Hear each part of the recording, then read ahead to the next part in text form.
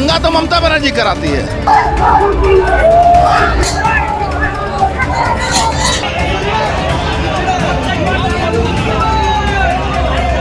আজ রামনবমী, সকাল থেকে দমদম রাম মন্দির থেকে লেকটাউন রাম মন্দির পর্যন্ত আয়োজন করা হয় শোভাযাত্রা। পুলিশের নিরাপত্তায় মোড়া ছিল এই শোভাযাত্রা। কেষ্টপুর আদর্শ বিদ্যা মন্দিরের সামনে এলে তখনই ঘটে ছন্দপতন। মিছিল উল্টোডাঙ্গার দিকে যাবার চেষ্টা করলে সেখানে আটকে দেয় পুলিশ। সম্পূর্ণ ভিআইপি রোড বন্ধ করে দেওয়া হয়। মিছিলের অগ্রভাগে ছিলেন লকেট চট্টোপাধ্যায় এবং পীযূষ কানুরিয়া। মিছিল এগোনোর চেষ্টা করলে পুলিশের সাথে বাদানুবাদ বাধে। প্রায় আধ ঘন্টার উপর ভিআইপি রোড অবরুদ্ধ হয়ে পড়ে। অবশেষে শোভাযাত্রাটি কেষ্টপুর থেকে প্রফুল্ল কানন হয়ে যশোর রোডমুখী করা হয়।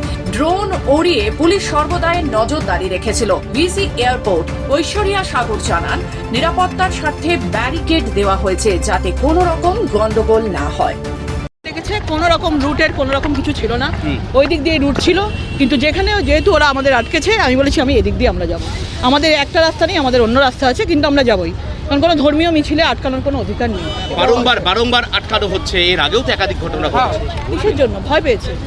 তৃণমূলের সরকার ভয় পেয়ে গেছে, কারণ একটা বিশেষ ধর্মকে তারা আটকায় না, কিন্তু এইরকম একটা রামনবমীর মতো একটা উৎসব মুখরিত সারা ভারতবর্ষ জুড়ে যেখানে চলছে, আজকে তার মিছিলে আটকাবার কারণটা কি আমি জানতে চাইছি। কারণটা বলছি, কারণ দেখাতে পারছে না, কোনো কাগজ নেই।